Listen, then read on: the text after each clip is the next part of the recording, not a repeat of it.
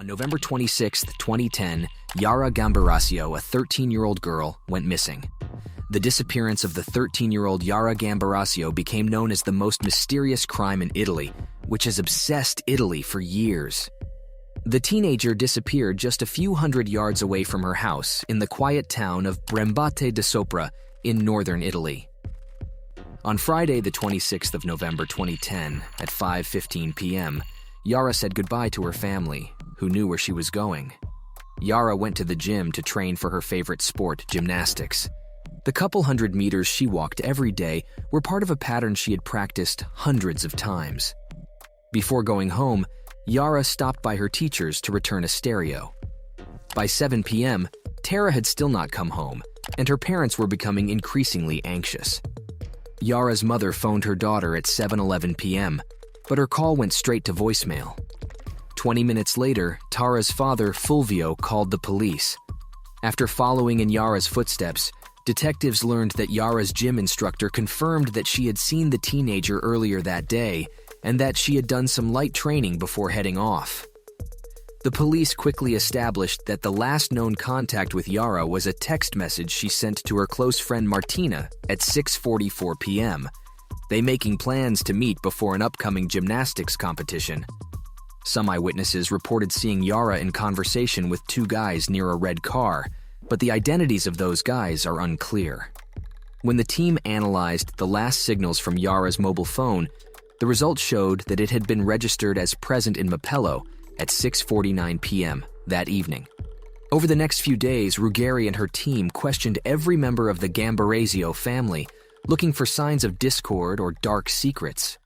Letitia Ruggeri, the magistrate on duty, started listening in on hundreds of cell phones and started keeping track of thousands of devices that had been through Mapollo on the day of the disappearance. This helped them find the first person they thought might be involved, a Moroccan man called Mohamed Fikri, but by the time police linked him to the case, he had already left the country and was on his way to Tangiers, Morocco. Fikri was taken into custody after his boat was stopped by the authorities. A mattress with dried crimson stains was discovered during a check of his van, leading investigators to believe they were finally on the correct trail. But when no new suspects came forward, the case started to slow down. As autumn slipped into winter, Brembate De Sopra found itself at the center of a mystery which had captured the country's imagination. Italian TV is dominated by the crime case of Yara Gambirasio news. During the next 3 months, detectives followed every lead, checked every sighting, and talked to people who might have been involved. A reunion with their daughter was the only thing that kept Mora and Fulvio going. On February 26, 2011, exactly 3 months after Yara went missing, a middle-aged man named Ilario Scotti was flying his radio-controlled plane in the small town of Cignolo di Zola, 6 miles south of Brembate De Sopra. While retrieving his plane from a particularly overgrown area, he came across a peculiar sight. He found a body. It quickly became clear that it was about Yara, Yara's black jacket and Hello Kitty sweater, both of which had been abandoned there. As the investigation progressed, Yara's iPod, house keys, and a missing cell phone were all located. Professor Cristina Cattaneo did an autopsy and found some troubling things. Lime was found in Yara's nose and throat, and rope fibers were stuck to her clothes. These clues pointed to a connection to the building business, and the person who did it might have worked in construction. Yara's body had multiple cuts from a sharp object, but shockingly, these wounds were not the direct cause of her death. Instead, she died of cold. At the scene, 2 DNA samples were found. One was on Yara's gloves and the other was on the battery of her phone. But neither one of them was a known person in the national database. 2 months later, a third DNA profile was found on Yara's pants. This showed that the person who did this had been hurt in a fight. The police then started a large-scale DNA collection effort, getting samples from Yara's family, friends, and people who lived in places she had visited. At the same time, police used a database that cross-referenced phone records to find devices that had been in Brembate De Sopra on the day Yara vanished, and they requested DNA samples from their owners. Yara's parents went so far as to hire independent geneticist Giorgio Portera to help them solve the puzzling case. To solve the case, Giorgio pushed for the exhumation of Giuseppe, the bus driver and accordion player who had recently passed away. DNA testing in March 2013 proved that Giuseppe was the biological father of unknown one. Damiano Garanoni's long-sought-after first cousin was finally identified as this mysterious individual. Damiano frequented a local nightclub, and his DNA was strikingly similar to that of the unknown one. Damiano, on the other hand, had a solid claim that he was in South America at the time Yara vanished.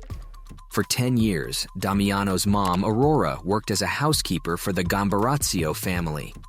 Yara, who was a big fan of her gymnastics skills, became a close friend of hers.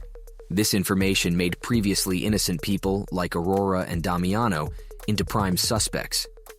Aurora and Damiano's phone records were tracked, and they were subjected to severe interrogation. Investigators spent months looking into the case before concluding that Aurora and Damiano were innocent due to a terrible coincidence. The pressure on authorities to find Yara grew increasingly intense as the anniversary of her disappearance approached. Despite criticism from her fellow politicians, Letitia Ruggeri never wavered in her resolve to find and punish Yara's kidnapper. Marshal Giovanni Mocarino, a conscientious officer who had been working with Letitia, provided the key breakthrough. Marshal favored in-person meetings and involvement from the public. He discovered several mysteries as he investigated Giuseppe's life, including the fact that Giuseppe had a reputation for being a ladies' man. Marshal kept asking questions until he found Esther Asprofi, a woman who used to be in Giuseppe's life. Esther used to work in a textile factory and often took Giuseppe's bus to get to work. Even though Esther got married, her meetings with Giuseppe were well recorded, which added another layer to the investigation's complicated web. When the police finally found Esther, they found that her DNA sample from 2012 had been missed because of a mistake in the lab. This sample was very important because it matched the DNA of unknown one. This showed that Giuseppe had a son and that he was probably the one who did it. Esther's son, Massimo Bossetti, was married and had kids.